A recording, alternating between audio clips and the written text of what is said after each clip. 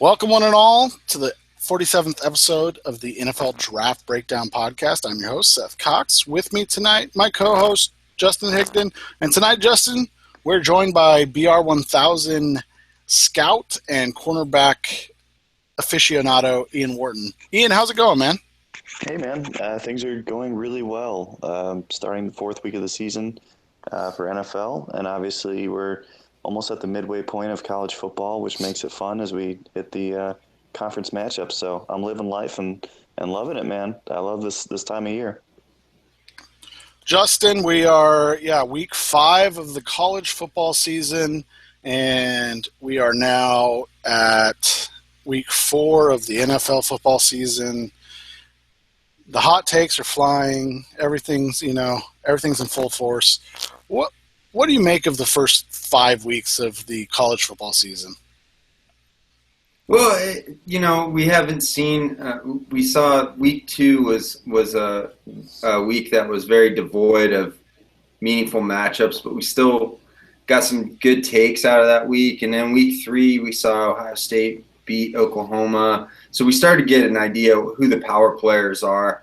And you and I, we've talked a lot about Tennessee this year, for example, and we see that despite the fact that we're not really high on the prospects on a team like Tennessee, that they're a college football team that needs to be reckoned with, that we need to pay attention to. And so even if offensive players like Jalen Hurd or Josh Dobbs are not really piquing our interest, then we see a guy like Derek Barnett have a big week. We've had a couple teams already have buys. We had a really good matchup that we'll talk about, I think, a little bit later. But we saw Malik McDowell of Michigan State, a guy who's almost a consensus top 5, top 10 type of player. And we previewed that matchup against Wisconsin. He goes in against Wisconsin, and their offensive line had a tremendous game plan to contain him. So we've seen some intriguing matchups. We've seen some quarterbacks like Deshaun Watson have struggled, and then we've seen other quarterbacks emerge. So it's been an interesting few weeks, and I really don't think that anybody's – I think people more than ever before since I've been doing this are hesitant to make these bold takes. It's getting harder and harder to find really bold takes, especially about the quarterbacks. And I think the way the rookies are performing this year might have something to do with that. And you talked about quarterbacks, and that's where we usually start. And we'll start with you, Ian. What do we make of what Brian Kelly has been saying about DeShone Kizer? Is this troubling? Is this just Kelly? Who was the player that tweeted out, "Oh, always somebody else's fault"? About Brian Kelly. I can't remember. It was Devontae Davis. Yeah, Devontae Davis. And yeah. I mean, is this just Kelly covering himself, or is there something to be worried about with DeShone Kizer? It's always kind of hard to tell because we go back to like Johnny Manziel. You can go back to some other quarterbacks too, like where coaches may poo-poo on the quarterback or even a player. Like if we go back to Jim Mora about Myles Jack, when Myles Jack said he was going to declare for the NFL early after the knee injury, Mora went to the media and said, "I'm worried about this because the NFL may not see him like the media does because he doesn't have a true position." Well, it turns out that he was right about that, but the instant hot take reaction was he was just sour grapes over Myles Jack saying that he's not going to come back. So with Brian Kelly, I tend to lean against him just because the way he's interacted with the media in the past, he has these hot takes that he brings to them. And so in case people aren't aware, he went to the media after last game when Kizer had a career high passing yards, 381 passing yards. He had like 60 rushing yards or so. He called him below standard, not acceptable. He was talking about playing the freshman quarterback at some point this season or going back to Zaire. It was really strange. Like Kizer didn't have a great game necessarily, like not like a super uber prospect because he had some turnovers. But then you also are reminded that he's a third-year sophomore, and he kept him in the game despite the team playing really poorly. So It's one of those things where it's like it just depends on how you feel about Brian Kelly. I feel like the national narrative on him is kind of leaning negative after falling in love with him for a couple of years. His teams have kind of fallen apart at critical moments. So to me, it comes off as someone that's now being very defensive about their job security, because they're 1-3 now, correct? Right. With that, yeah. So I mean, the pressure's on. The pressure is definitely on for this team to win, especially after they, went to the bowl game last year and lost to Ohio State. But they were kind of riding that emotional high. They had these two young quarterbacks who they can really sell to the fan base, and now they just kind of fall on their face against a couple teams that probably shouldn't have beaten them, if we were to take the rankings any seriously, which we don't really. But if we were to, that adds a lot of pressure on him. So to me, it's a little bit of sour grapes. That the team has lost a couple of games, but it's really open to how you feel about Kelly. What makes the comment on Kaiser worse for me is that he doubled down on it and basically said that he was completely satisfied with the coaching. And we've seen that Notre Dame's defense has played poorly and has allowed a ton of points to the opposition. So to me, I don't know how you can hold Kaiser responsible for having to play ping pong basically and score every time the defense allows to score.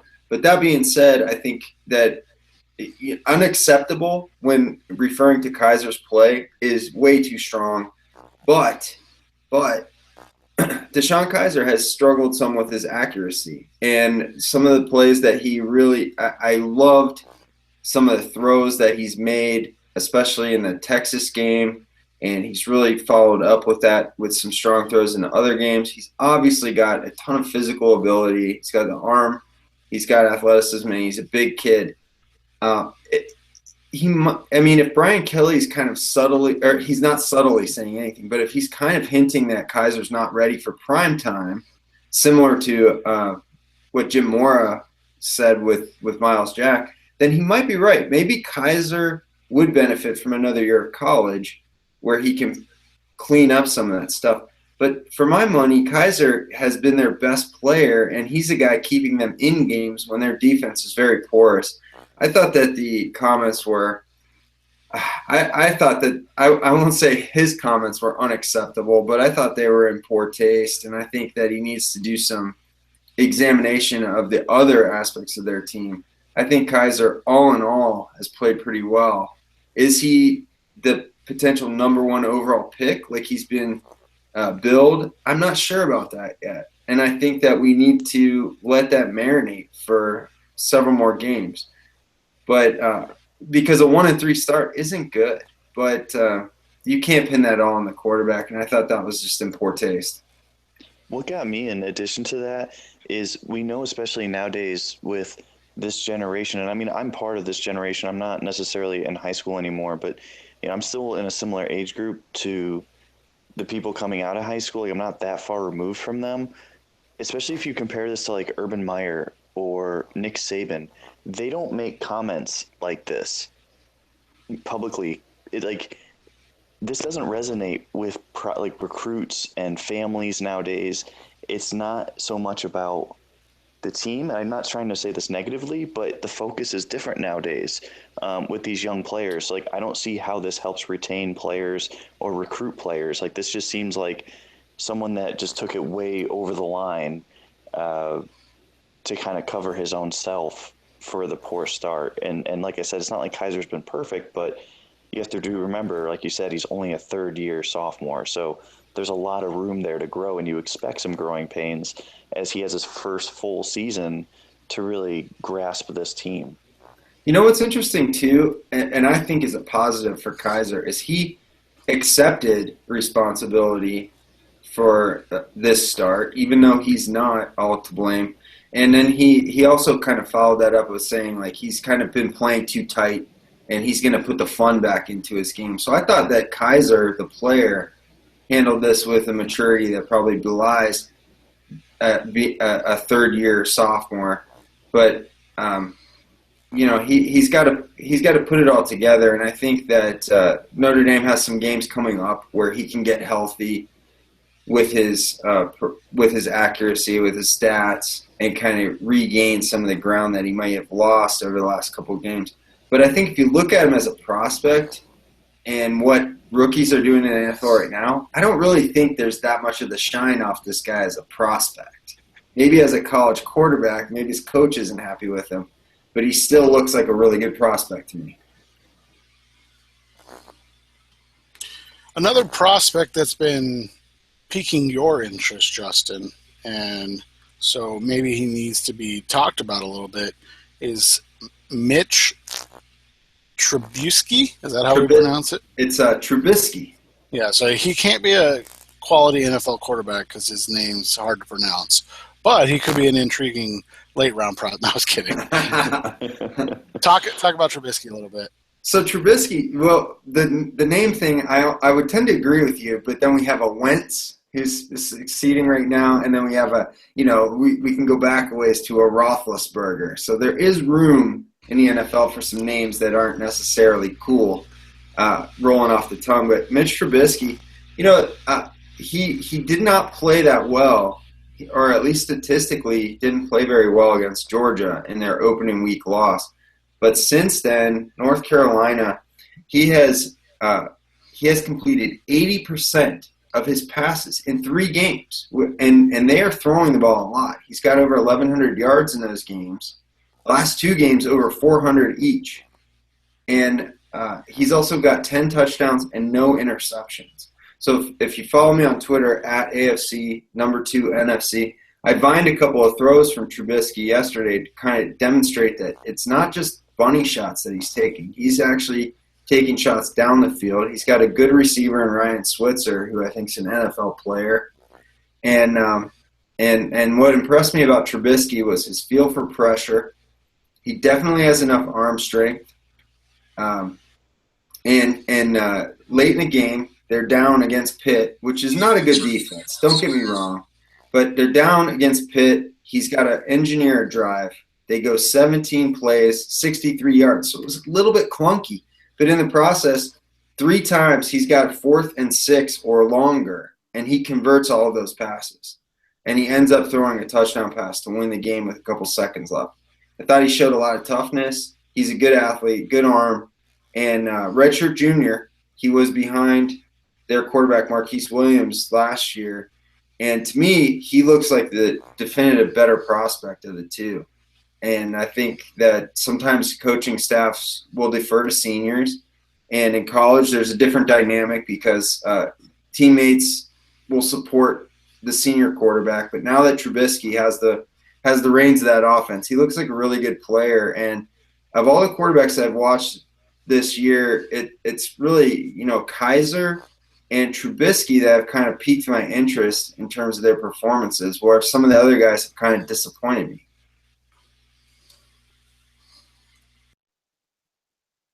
Have you had a chance to watch Trubisky at all, Ian? I did see him in the first game of the year. My attention was a little bit divided as I was watching a couple other games as well. That opening weekend, that was an insane card that we got to start this season. I will say that it was interesting to see him play last year. I caught him actually in relief of Marquise Williams, who I thought was a fringe NFL prospect, someone who maybe could have caught on in training camp. But ultimately, I think he was just too inconsistent. And Trubisky last year had some good numbers too. Again, a high completion percentage in relief of Williams. Now, North Carolina does have a ton of weapons. In addition to Switzer, they also have Elijah Hood at running back. Mac Hollins, who is kind of another fringe NFL talent, I think. Really good speedster downfield, but they haven't really utilized him too much. I'm really interested in watching more. I saw Justin's Vines, and so I'm really interested in going back and looking at Trubisky and taking a look here moving forward, because there's really not been anyone to really step up. Maybe Davis Webb as like the top senior quarterback. I know Trubisky's I think he's listed as a junior, but there's definitely room in this quarterback class for someone to jump up and grab the spot. And we know that the NFL likes these big arm guys. And just judging off of some of the vines, Justin, it looks like he's got a pretty good arm. So I think there's a lot of movement for him if he can catch fire, because we really haven't seen guys like Kaya, Deshaun Watson, like those guys haven't really stuck out as great thus far. Right, Mason Rudolph's another one, a guy I liked coming into the season, and then I see Trubisky kind of running a similar type of spread offense, and Trubisky's making the throws that I would like to see out of Mason Rudolph now in his third year as a junior, where I've kind of come away after watching Rudolph a couple times this year thinking, this guy's not quite ready for prime time. He could use another year to season. Trubisky's making those plays. And at least in the last couple games, you want to factor in level of competition and things like that, but you still have the evidence is there, and I'm impressed with the accuracy above anything because he's I compare, he's getting rid of the ball quickly. It's a spread offense, so there's obviously a lot of short completions, but he's able to connect across from the opposite hash mark to sideline. He's able to hit down the field. He really has impressed me the last couple of games looking back, and that's a player that I'm going to monitor now because he wasn't even on my radar. He wasn't even in my prospect preview coming into the season because I just hadn't seen him. The NFL announced a new rule this week, and it really is, just impactful to the draft and kind of changes how we might be able to view the draft going forward. And that's underclassmen can time and run 5, right? Up to 5. Per FBS program, yeah. Yeah, so up to 5 underclassmen can time and run with the declared NFL draft prospects in pro days to give NFL teams an idea of what they've done. And you may think, well, who cares?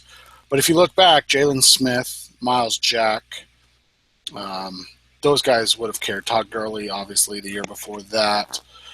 So those guys would have had an opportunity to get numbers to the NFL, athletic numbers and testing to the NFL. So looking at it from an overview, Ian, is this good for the NFL, for the underclassmen, or is it kind of, a win for both?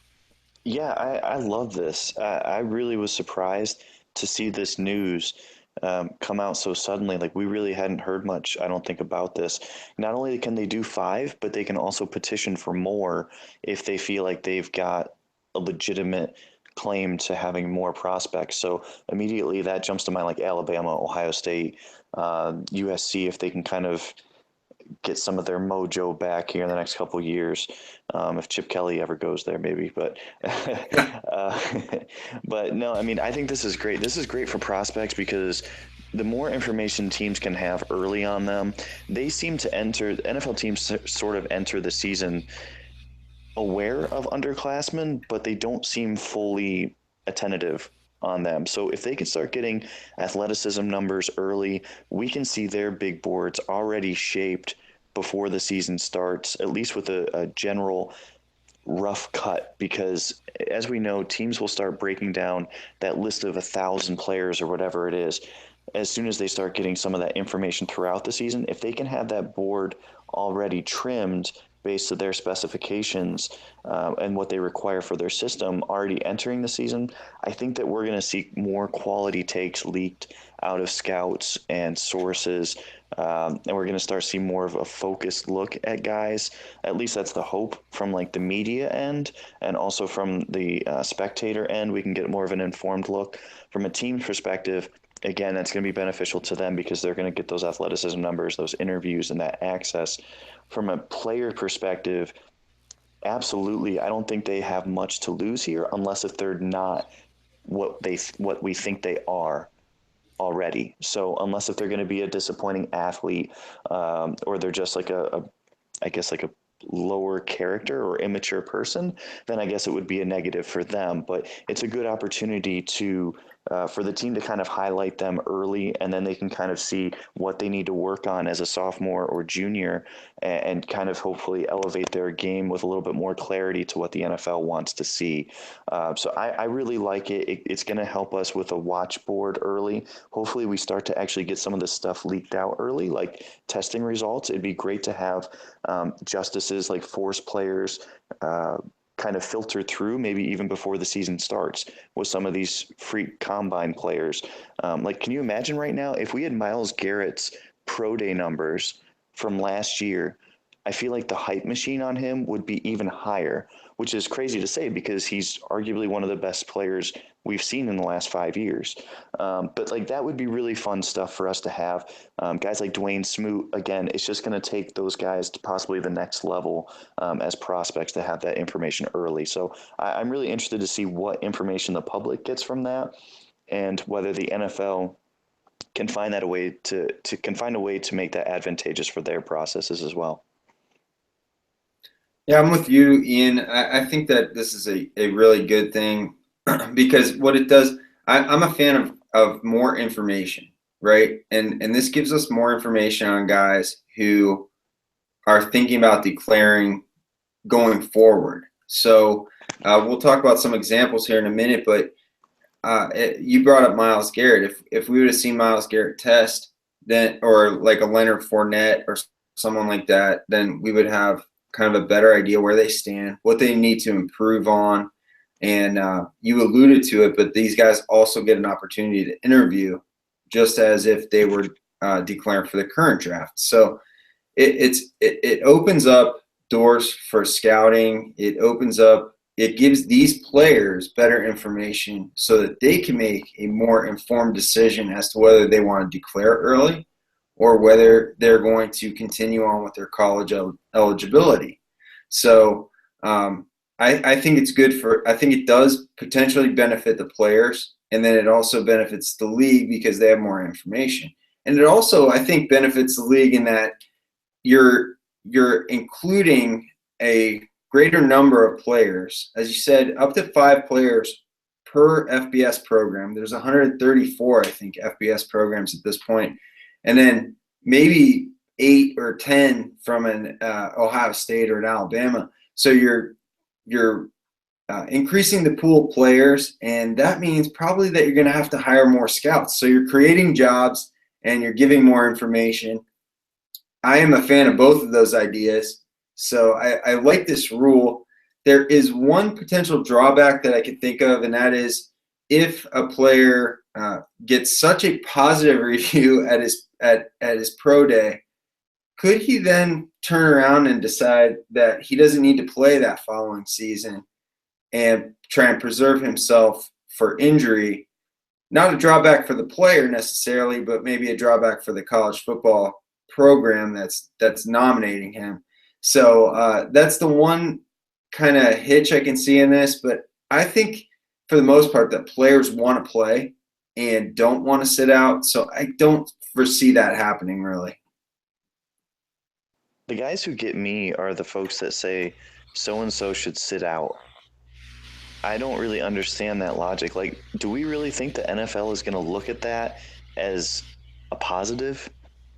Like, whose scouting report is going to say, oh, you know what, this guy, this is a great thing that he sat out for us because he knew that he'd be fresher for us? No. What they're going to look at that and say is, well, when it comes time, when he has 1 year on his contract left, is he just going to sit out the whole year? Because we already know he's willing to sit out a year. Or is he going to play and, earn that new contract? So, and yeah, I mean, to that point too, I think most of these guys, whether it's college or pro or even high school, and I mean, when you play a sport, you want to play. The whole goal is to get out on the field and play. These guys, I mean, yes, there are some guys that are in it for the money, but I think deep down, most of them want to be on the field. And there are guys, we see this every year in college, they transfer to lesser schools so they get an opportunity to showcase their skills. And most guys, I mean, 99, maybe 999 times out of 1,000, these guys would rather be on the field than say, hey, I need to preserve myself just in case I get injured. Injuries happen, and they know it, and they know the inherent risk of the sport. So I really I mentioned that as a potential drawback, but I just don't think it's going to be that big of a deal that it's going to negate the good things about this rule. Who are some guys we can see benefit or take advantage of this rule to start off? Well, I think the first name that pops to mind is Lamar Jackson, who's a true sophomore at Louisville right now, and then Josh Rosen, also a true sophomore at UCLA, although he has not had the eye-popping start to the season that Jackson's had, and then a couple other guys that I thought of right off the top of my head because I'm an Ohio State guy and I watch all of their games, were Mike Weber, who's a redshirt freshman running back, so he would be a redshirt sophomore going into next year. And then Malik Hooker, who's a true sophomore, who would be a junior heading into next year and who's off to a fast start.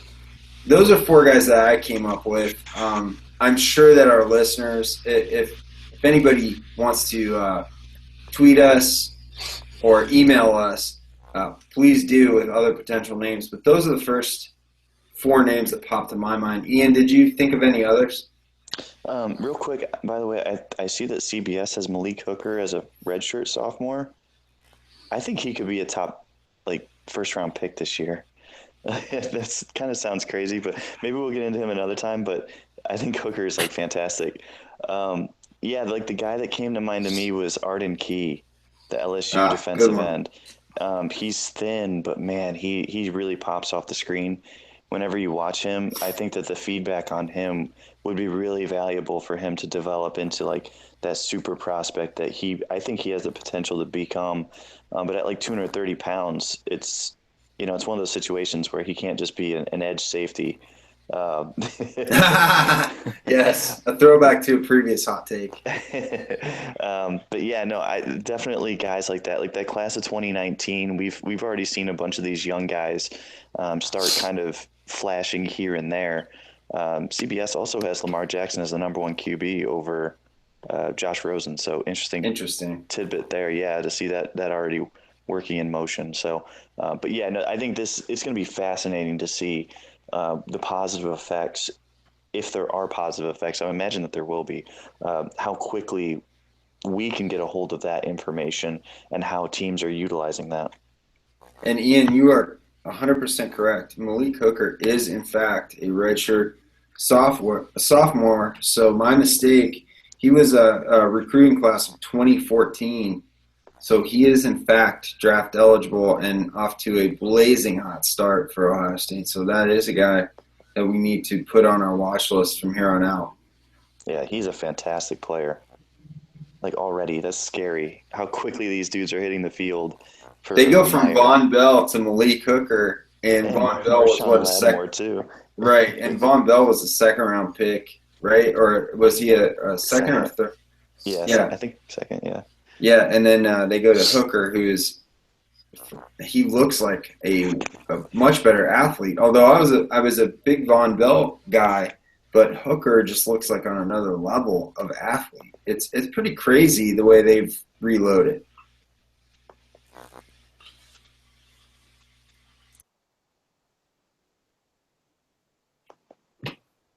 When did this turn into an Ohio State podcast? The minute we invited Ian onto the show, man. That's right. Speaking of quarterbacks, success, undergrads, and all that stuff, what do we make of this NFL season, Ian, where Carson Wentz is one of the better quarterbacks through the first three games?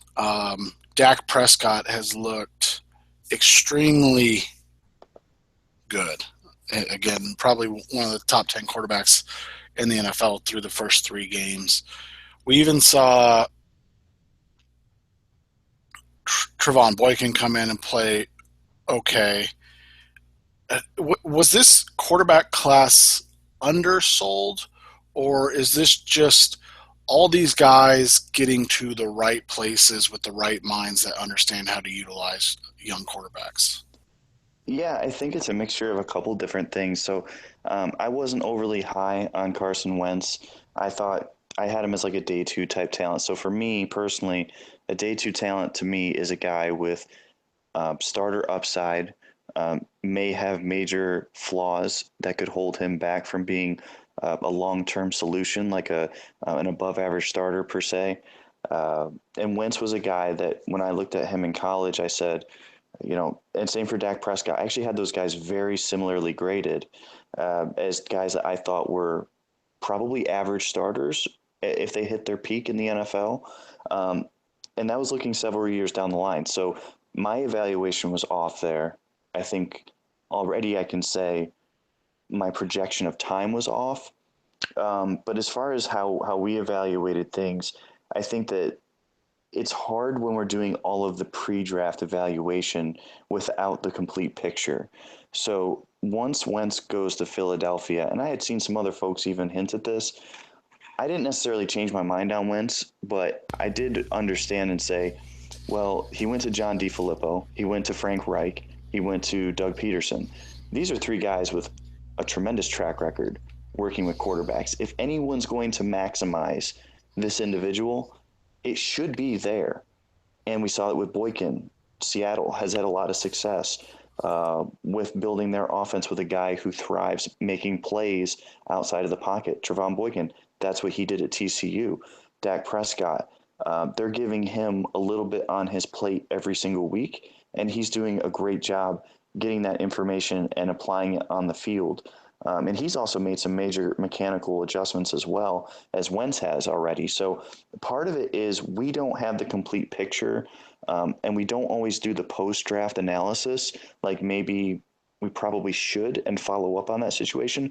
But we also don't have the access to the interviews, to the coaching staff, to the practices.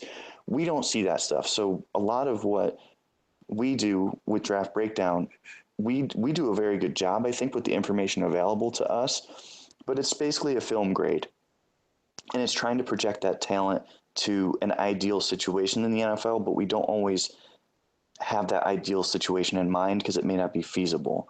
So, I mean, this is a good example for you, Seth. With Arizona Cardinals, Carson Wentz would have been a fantastic guy to go there, I think, and sit and work on his mechanics.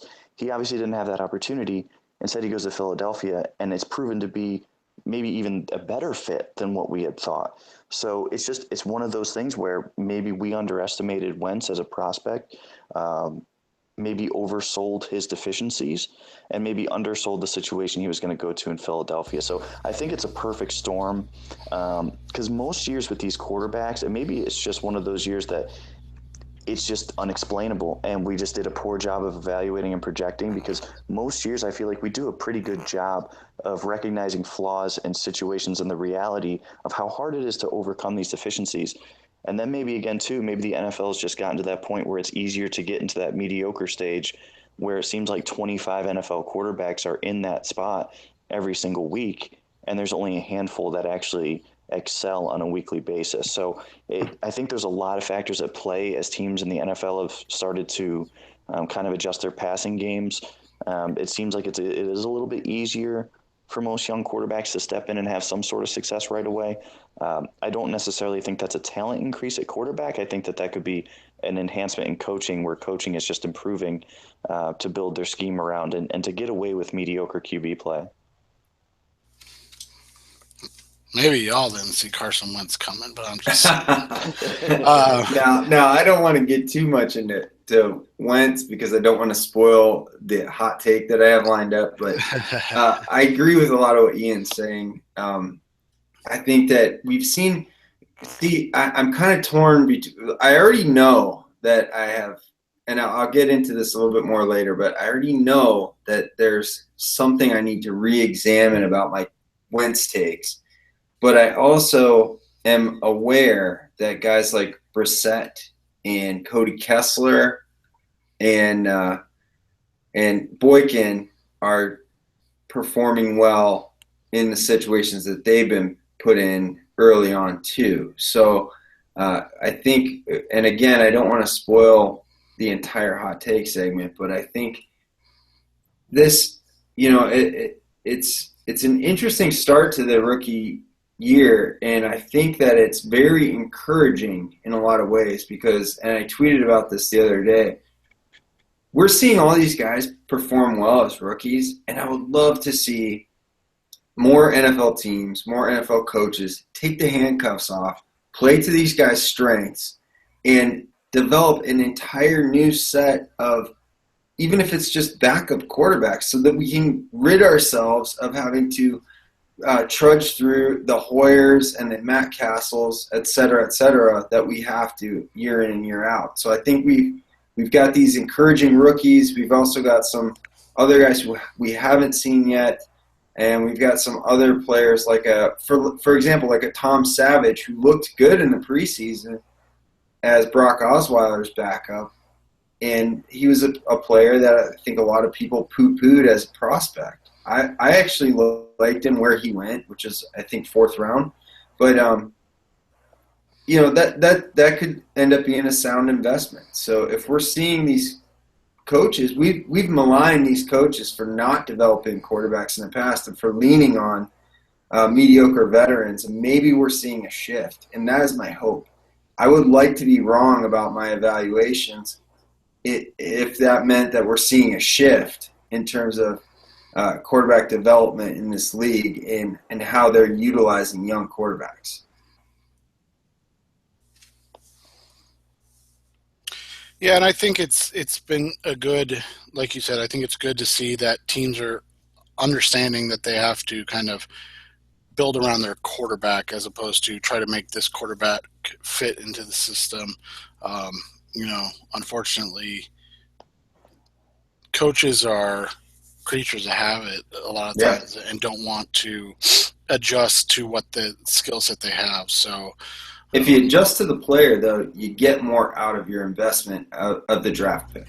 If you try and force the proverbial square peg into the round hole, that's when you screw up, and that's when guys get fired. So I kind of like the direction. But that being said, right, it's probably way too early to make definitive judgment on any of these guys, right? Yeah, except for Carson Wentz. But yeah, okay.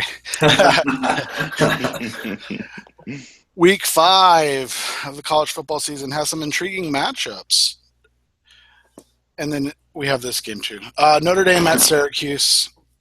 We put this on here because how important is this for Deshaun Kaiser, Ian? We kind of talked about him early, but is this how important is this?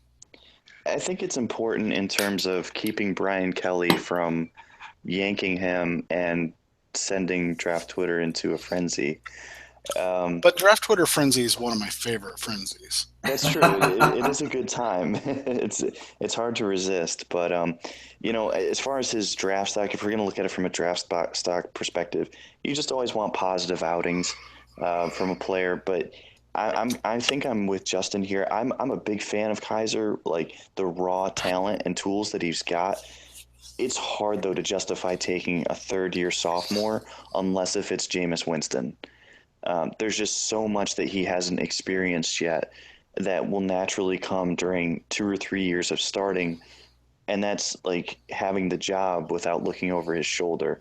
Obviously, last year he didn't have that opportunity. There are multiple games he didn't start. So, I would love to see him come out and play well. Obviously, we want these great quarterback prospects to be available to improve the NFL game, but critical for him in terms of draft stock, probably not, because it's Syracuse, and Syracuse isn't necessarily a bad team, but this isn't going to be one of those critical games that teams are going to come back to and say, oh, he didn't have an amazing performance against Syracuse, but if he had 10 other strong performances, that's going to matter more.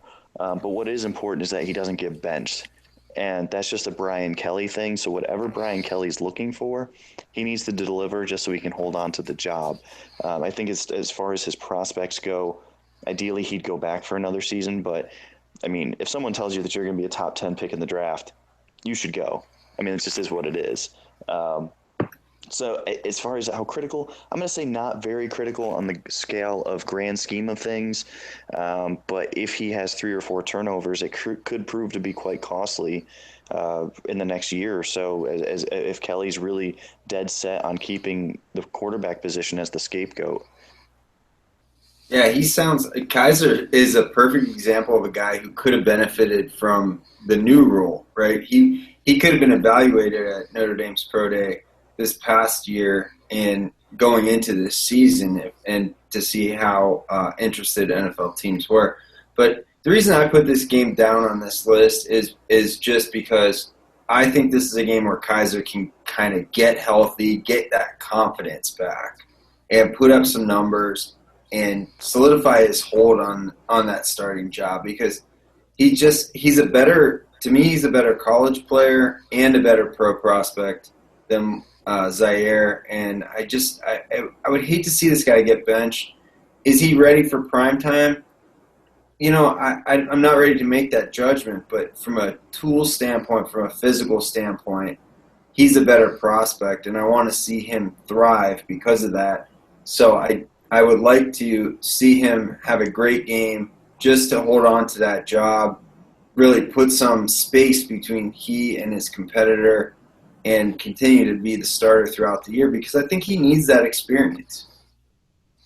The 2 best teams in the Big Ten match up this week as Wisconsin takes on Michigan. No. The best team is playing Rutgers, and I left this off to do you all a favor, because, what good is it when JT Barrett throws 7 touchdowns against Rutgers? And I don't even think – who does Rutgers have? Kemoko Toure is injured. He's a legendary figure. I don't even think he's a real person. He doesn't actually play. But I digress. But please do not, Seth, do not. What happened? I missed it. Reading what the show sheet says. So, the Wisconsin offensive line against the Michigan defense, and then obviously one Jabril Peppers. What do we make of this game? How much can we define, from one game against a great offensive line? Maybe not individual talent, but a great unit like Wisconsin. You talked about Malik McDowell earlier, so can you take a lot from this game for Michigan prospects, Justin? Well, yeah, I think when I watched Malik McDowell against Wisconsin last week, I didn't come away thinking Malik McDowell sucks, right? He did not have a great game, and he was held in check because of a great team effort by Wisconsin. They had a great plan for him, and they have a left guard and a left tackle who are legitimate NFL draft prospects. You got Dieter at left guard. I think he's a redshirt sophomore. And then at left tackle, you have Ryan Ramczyk, who is a Division III transfer. And he did an excellent job mirroring McDowell when he lined up wide. So you could still see that Malik McDowell is a talented player. He's a very athletic guy he's an immensely big guy, and he's got athleticism for his size. They play him all across the line, nose tackle, interior, on the edge. But Wisconsin came in with a great game plan for him, and now Wisconsin gets a matchup where they're facing 3 or 4 defensive linemen. Chris Wormley, you've got Maurice Hurst Jr., you've got Ryan Glasgow, and then Taco Charlton, who is a rotational guy for Michigan. So depending on how high you are on these guys, I'm a guy who likes Chris Wormley. He often lines up on the opposite side of these guys I'm talking about. But it's a challenge. We've seen a very good performance out of Wisconsin's offensive line, a very cohesive unit, traditionally a strong group. Guys get drafted off Wisconsin offensive line, regardless of who the coach is. And then you've got a Michigan defensive line that's got several highly touted players. So this is a really intriguing matchup to me. And it's also 2 very highly ranked teams. I think Michigan's ranked 4th I think Wisconsin is ranked ninth, depending on which poll you're looking at. So I like watching the Big Ten football for the battles in the trenches. I don't think if you're looking for offense, I don't think you're going to get too much of it in this game. And, of course, I do think Jabril Peppers is everything that people will try to tell me that Miles Jack was last year. He's just about 20 pounds lighter. So that's really the only issue. Peppers is a way better playmaker than Miles Jack ever dreamed of.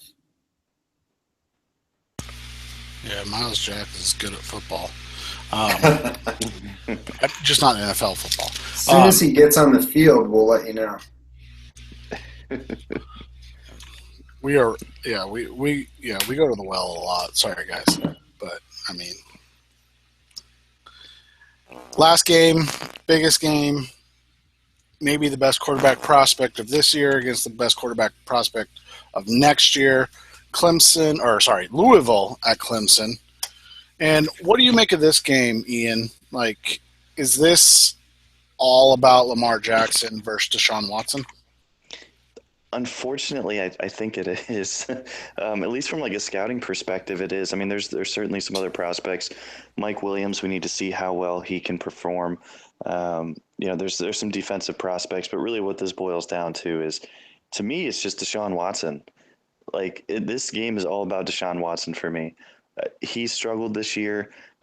This is a guy that he's measured, or apparently, quote unquote, measured at 6'3", 215, which that's really hard to believe. I think he's probably going to come in around like 6'1", 205 at his current build, if what we see on the field is what he shows up at the combine with. So he's not going to win over fans in the NFL based on his height, weight, speed. I don't think he's an overly fast player, kind of like Trevon Boykin. Though he can make plays with his feet, I don't think he's a burner like Lamar Jackson, for example. It's not going to be a true asset to him in the NFL.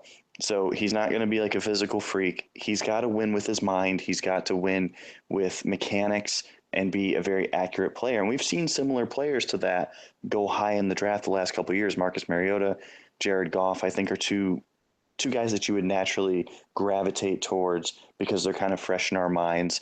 And we see similar players go very high in the draft as Watson. But Watson really hasn't caught fire this year, which is concerning because you look back at last year, he was kind of in the same middling place this time last year where he would have a good performance, but there's still spotty throws mixed in between. And it's the same constant issues on intermediate and then deep throws. So you need to see his mental processing happen a little bit quicker this week. There's no margin for error. It's not necessarily that Clemson needs to win. This could be like an Alabama game for him. If he plays really well, then all of a sudden you're going to see his quote-unquote draft stock start to bounce back a little bit more to what we heard in the offseason, which would be he's the number one pick. I mean, it's only taken us a month into the season where people are saying, oh, he's probably not even the number one quarterback in this class. So obviously that's a very big momentum swing. He needs to right that ship if he's going to be coming out this year, which is no foregone conclusion. It needs to start now and it needs to start soon. If he and the Tigers get blown out, especially they're at home this week. Yeah, they're at home against Louisville. I mean, that's going to be a horrible look in Death Valley. Scouts are not going to take kindly to that. He's got to prove that he's got the leadership, that he's got the stability and the confidence in his game, and especially when Louisville's coming in on such a high right now, and Lamar Jackson is literally the runaway favorite for the Heisman at this point in the season. He's got to steal back some of that thunder, because if he doesn't, then his draft prospects could just continue to drop and maybe even become a day two player, almost like a Geno Smith type fall where he was unanimous number one. All of a sudden he's a day two prospect. So I really like Watson, but this start to the season has been very concerning for considering what we thought that he would probably do this year. He just hasn't taken that next step. So it's absolutely critical because they lose this game and the stage will never be as bright as it was this week. And then also against Alabama, we'll look back at his career and say, did he take full advantage of those two platforms? We know that he did against Alabama, Now he has to do it against Louisville. And that's just a natural progression for quarterbacks that we look at. Whether it's ridiculous or not, our standard for quarterbacks is a different place than it is for every other position. Yeah, and you kind of, this is kind of the battle for alpha dog quarterback in the ACC. Not just is he competing for best quarterback in this draft class, but right now he's being outdone by a guy in his own conference. And there are some things that raise concerns with the way Deshaun Watson has played early in the season.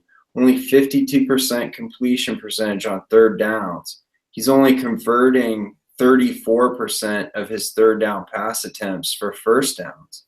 When you look at downfield throwing, which I thought was a high point for him last year, only 6 completions of that went for 25 yards or more this year. That amounts to 4% of his pass attempts. And you look at his performance in the red zone, where he's completing under 50% of his passes in the red zone, and just under a quarter of his red zone pass attempts are going for touchdowns. Those numbers don't stack up very well against the rest of the class. And I feel like those are numbers that he's got to improve on, because situationally he's not getting the job done.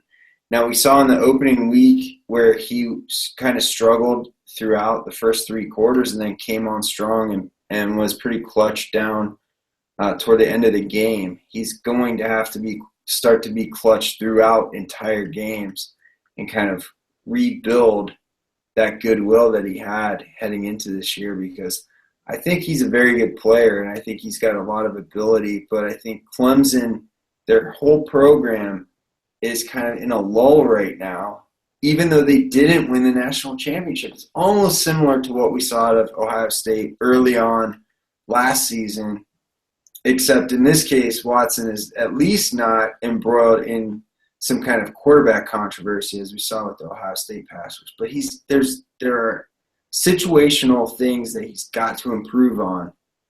And right now, you can't sit here and watch him and still say definitively that he's the number 1 quarterback in the class.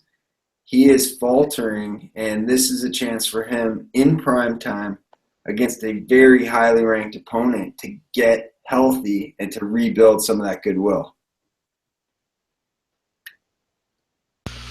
Let's end on some hot takes. And I think, Ian, do you have any that you've brought onto the show? No, I don't really. I don't want to force you to have to discuss this take. I'll keep your name out of it. So, hey, that works. I appreciate it. I will clarify my hot take from last week on Jabril Peppers, because I'm really bad with 140 characters.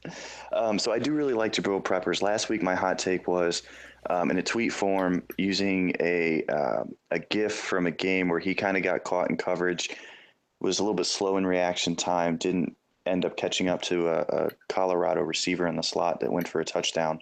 So my kind of hot take on him was I don't think he's a safety or an outside cornerback in the NFL.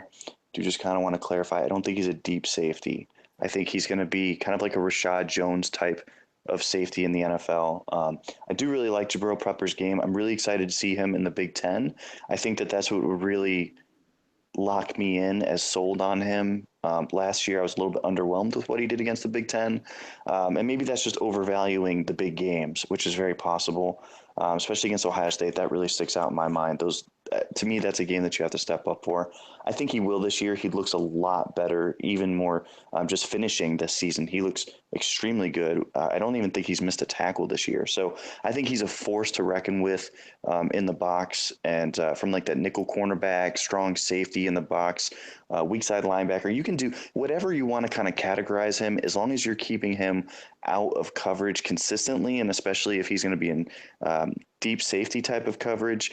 If you can keep him out of those spots, I think he's going to be very successful in the NFL, especially as the NFL continues to get more spread out. His type of playmaking, you just really don't see that type of tenacity and ferociousness and really self-control along with that aggressiveness in the NFL. So just clarifying my hot take last week, but yeah, no, I appreciate the platform to do that.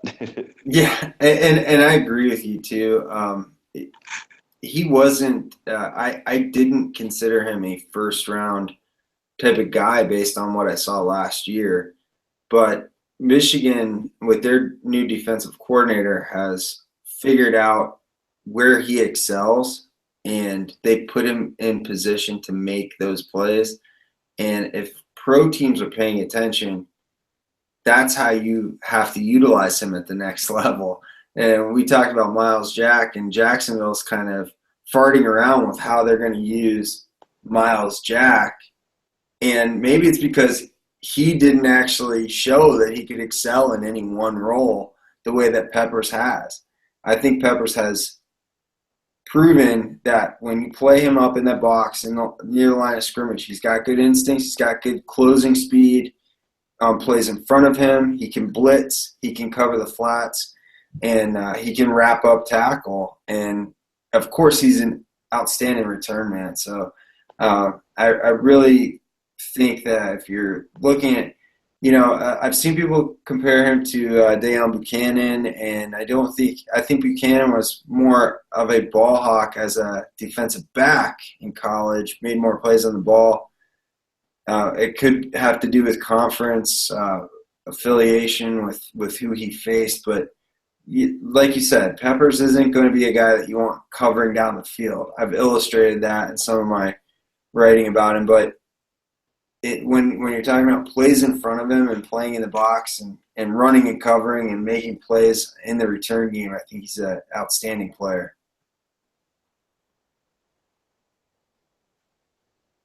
Why don't we get to our one hot take of the night, because this will probably be talked about for about 5 minutes or so.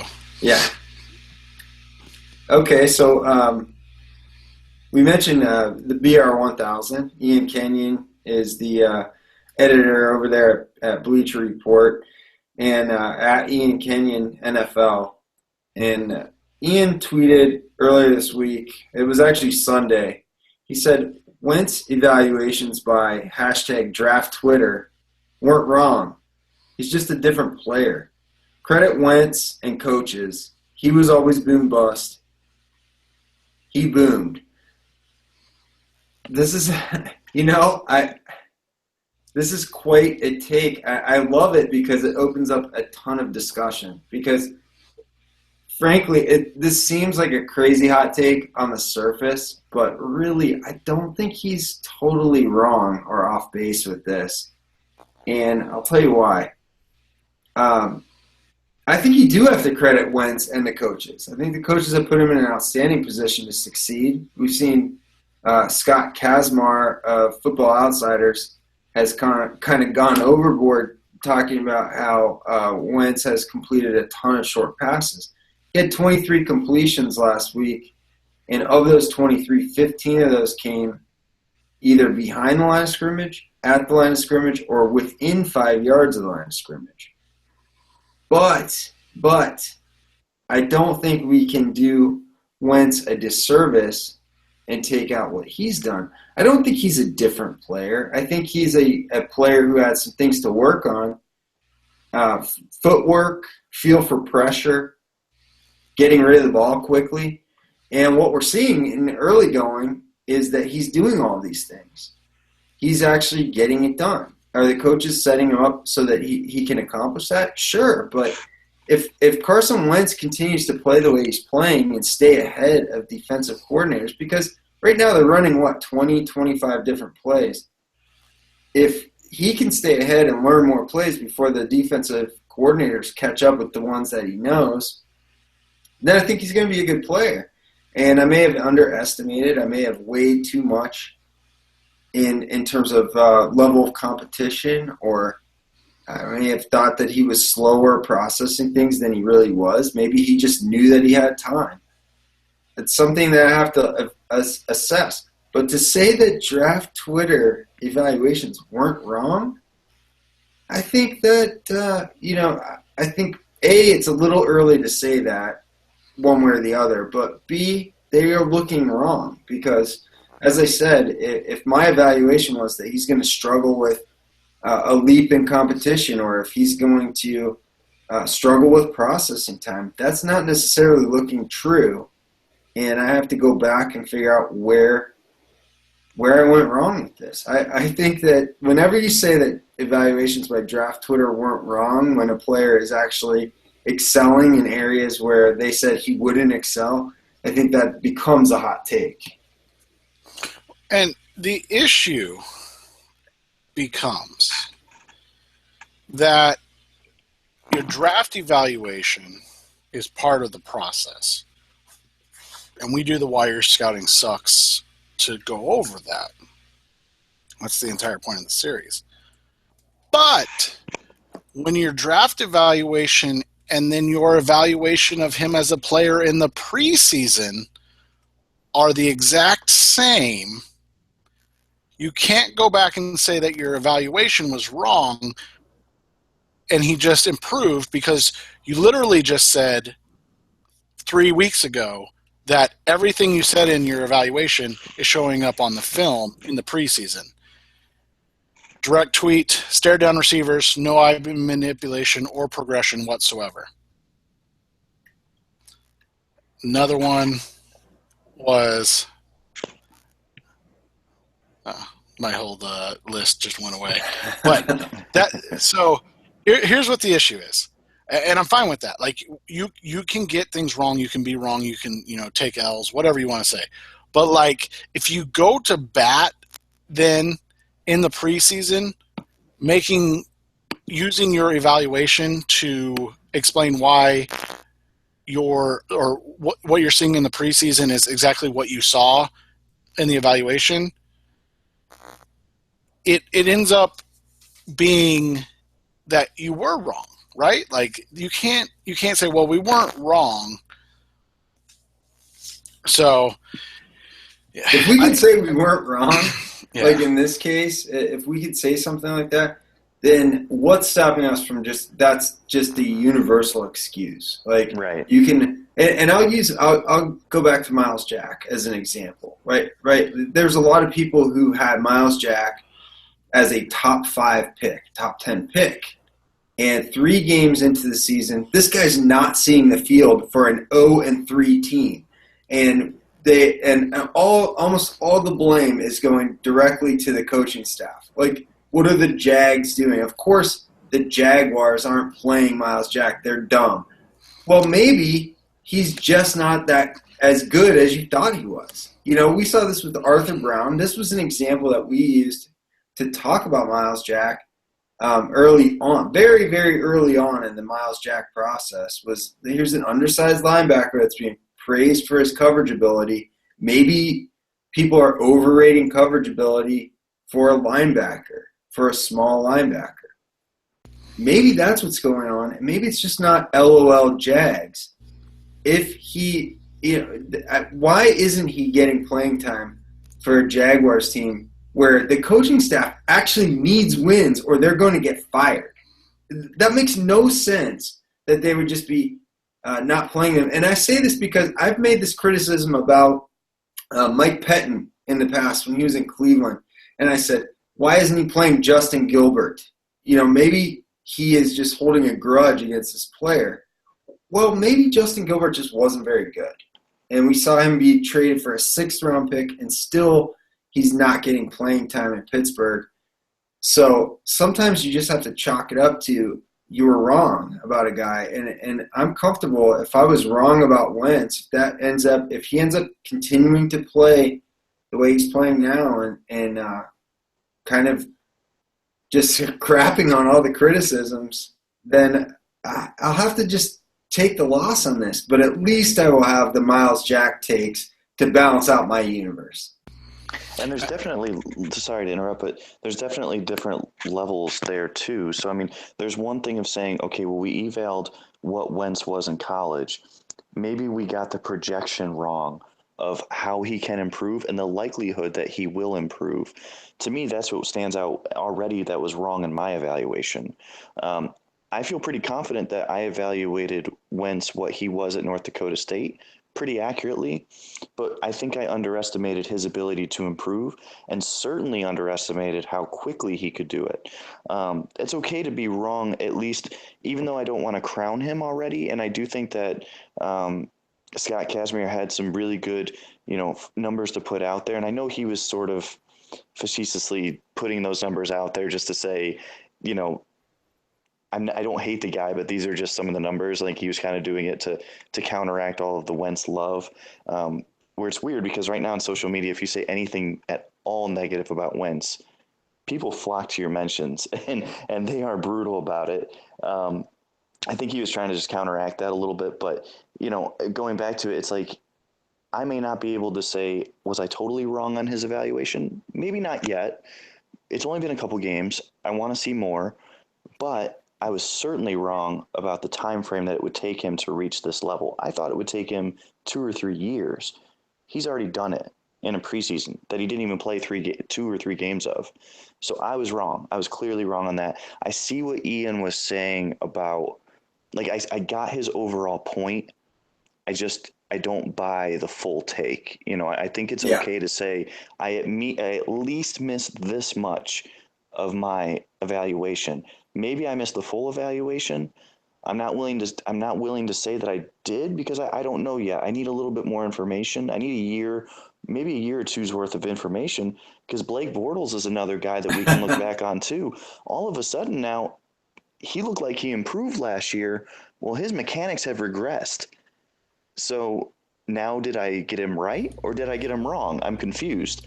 But I made up my mind last year that I was right. So that's the only narrative I'm going to sell. So, that's what it all boils down to is, look, man, we're all wrong. We're all wrong. All of our scouting sucks. My scouting sucks so much. But at the end of the day, we can take something from this. And we're going to continue to take more from it as time goes on. Like I said, I think Ian's general point was correct. But to say that he was a completely different player, that's not necessarily it's true, but it's not the full story. It's not the full context of what I think needs to be said. And maybe that's just a limitation of 140 characters too. Right. And interestingly enough, Blake Bortles was Seth's comparison for Carson Wentz. But the thing I wanted to say too is if we immediately, if I'm watching Carson Wentz, I've watched his first 3 games, and if I immediately backtrack on my entire evaluation without seeing a full scope of competition of him, he's going to face adversity. We know this and how he responds to this. If I don't wait until I see the full scope, the full picture, a season or two, then first of all, I'm not going to know if I was actually wrong. I could say I was probably too low on him. I could probably say that right now. But I'm not going to know if I was quote-unquote wrong. But I also run the risk of being wrong again if I backtrack on him immediately and say, well, I'm totally wrong on him after 3 games. This guy's the real deal. And then he's not. Then I run the risk of being wrong twice. And I just can't take that. Yeah. Well, 1, you're both wrong. But 2, you guys have the whole Blake Bortles thing wrong. This is a long con by Blake because he knows that Bruce Arians wants him in Arizona. So this is working out to be a perfect setup, and we'll see Bortles in Arizona in 2019. Of course. Taking over for the one and only Carson Palmer. Ian, we appreciate your time as always. We love your insight and having you on as a guest, so thank you. Justin, appreciate it, man. We'll do this again next week. Everybody, thanks for listening. Check us out on SoundCloud and iTunes, and always at draftbreakdown.com. But as always, thanks for listening, and have a great weekend, everybody.